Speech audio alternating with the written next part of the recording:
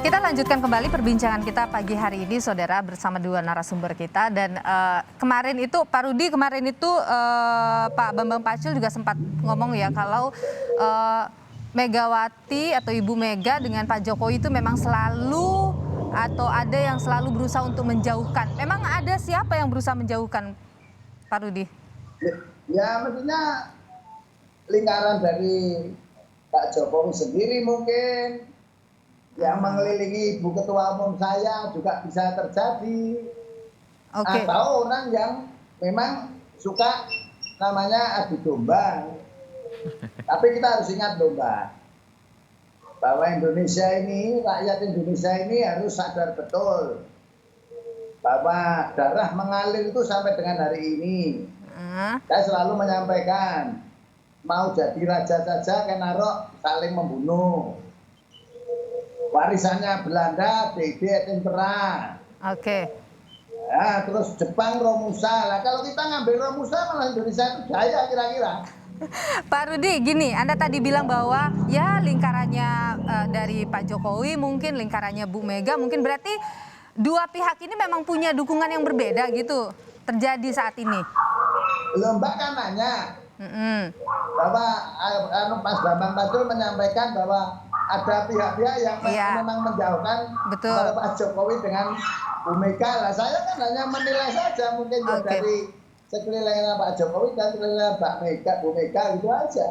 Oke. Tapi kita tidak ada keinginan untuk menjauhkan antara Bu Mega dengan Pak Jokowi.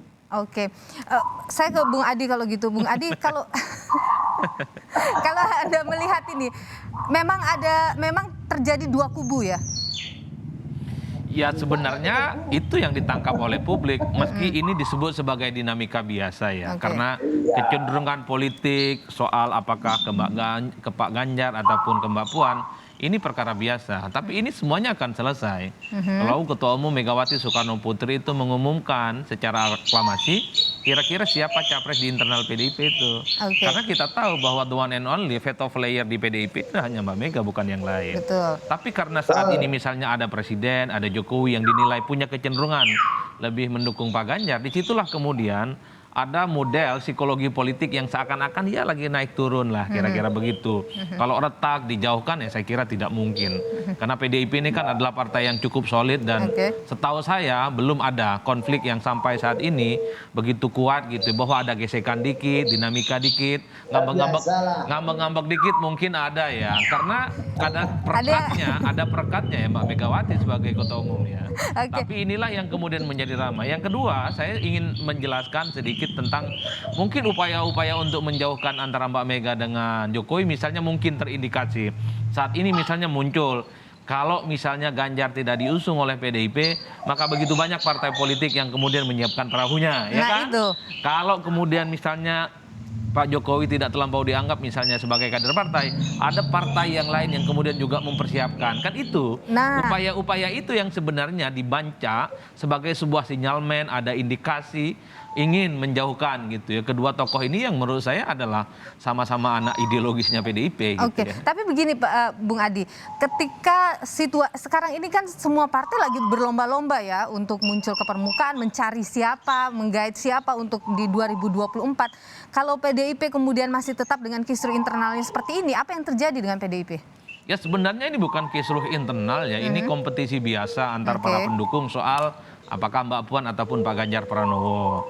Kalau dibaca rata-rata di survei ya, misalnya saut-sautan saling kritik antar internal PDIP tidak pernah berpengaruh secara signifikan terhadap elektabilitas PDIP. 19,8% 2019. Di survei-survei malah PDIP 20%, 21%.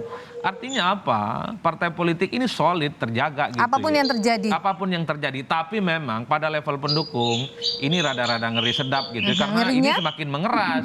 Semakin misalnya Mbak Puan dikritik, dibully oleh pendukungnya Pak Ganjar, maka banteng itu semakin bertanduk itu. Kan begitu ceritanya. Bisa saja ini menjadi agak sedikit rumit untuk mempertemukan antara dua pendukung ini. Pada level bawah ya tentu saja. Dan sampai saat ini belum kelihatan. Karena yang kelihatan itu masih di pusat gitu ya. Di antara para pendukungnya. Tapi di bawah kalau kita lihat kecenderungan rata-rata data memang ada hubungan yang tidak biasa sebenarnya antara pendukung Ganjar dengan Mbak Puan. Inilah yang mestinya harus dijaga sebenarnya. Nah, jangan sampai misalnya kalau Pak Ganjar nggak maju, bukan langsung ke Mbak Puan suaranya, tapi ke calon pindah yang ke yang lain. calon Kan itu yang lain. dikhawatirkan. Oke, coba kita tanyakan ke Pak Rudi kalau begitu. Pak Rudi, tadi kan Bung Adi mengatakan ini harus dijaga grassroots-nya. Gimana Pak Rudi? Oh, grassroots tetap kita jaga. Mm-mm. Karena semua pimpinan partai itu selalu menyampaikan bahwa kita ini tahapannya ada, haknya sama, kewajibannya yang berbeda. Kalau anak ranting tingkat RW, tugasnya di tingkat RW. Dan seterusnya sampai ketua umum. Itu sudah paham semua. Oke. Tetapi ketika ketua umum menetapkan A, ya sudah. Mesin partai ini bergerak ke A.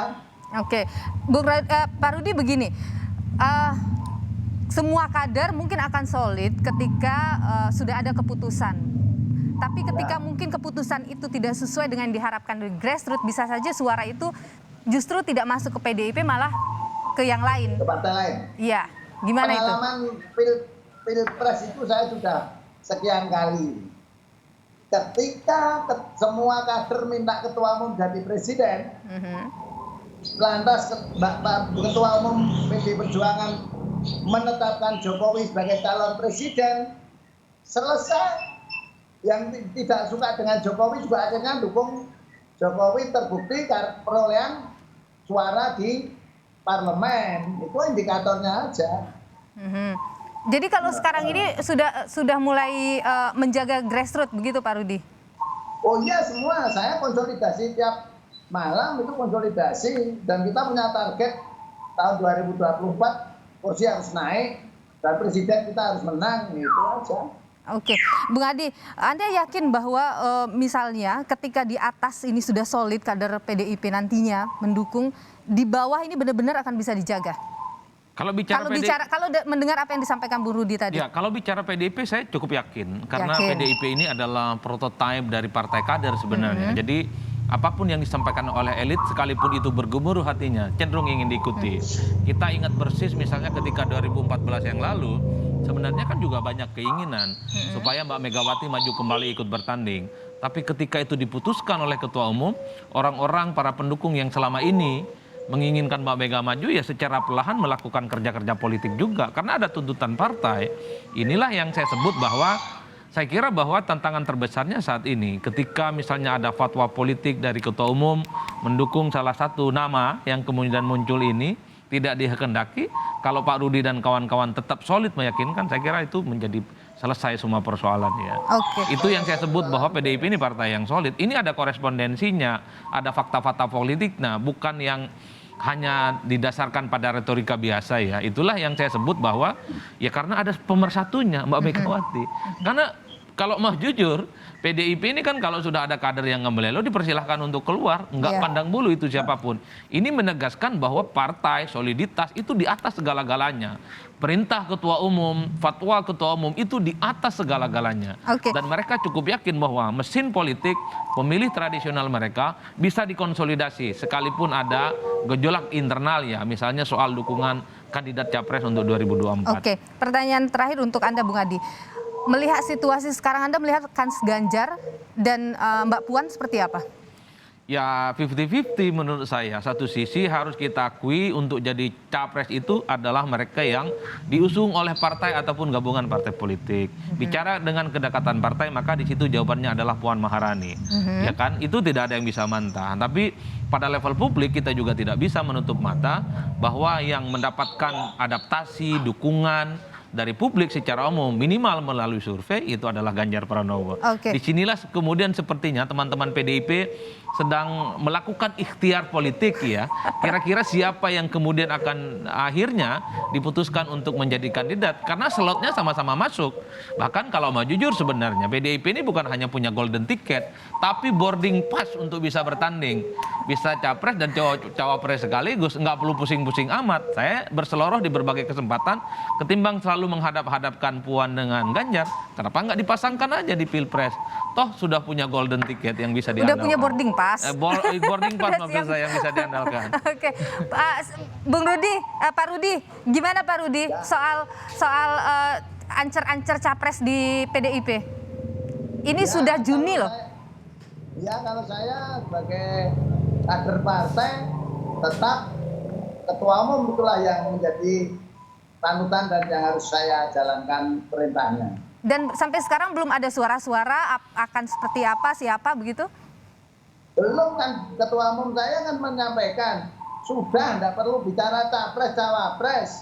Tunggu keputusan saya. Ya udah Pak Ketua Umum juga begitu. Namun masih ada yang menyentil dan sebagainya. Dan Ganjar Pranowo sudah menyampaikan bahwa semua ketua umum yang memutuskan saya kader yang taat dan patuh pada Ibu Haja Megawati Soekarno Putri. Nah, gitu aja. Oke, baik. Kalau begitu kita lihat nanti ya. Kapan kira-kira? Ini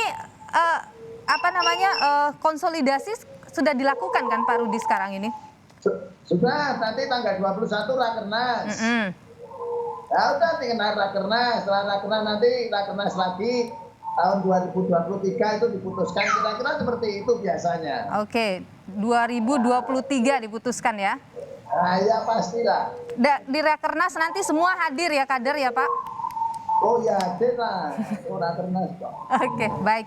Pak Rudi FX Hadi Rudiatmo, Ketua DPC PDIP Solo. Terima kasih atas waktunya di Sapa Indonesia Akhir Pekan pagi hari ini. Dan terima kasih juga Bung Adi Prayitno, pengamat politik dari UIN Syarif Hidayatullah Jakarta. Kita akan lihat bagaimana perkembangan selanjutnya tentu saja jelang ini pertarungan politik ya, jelang Pilpres 2024. Terima kasih, sehat selalu Pak Rudi dan juga Bung Adi.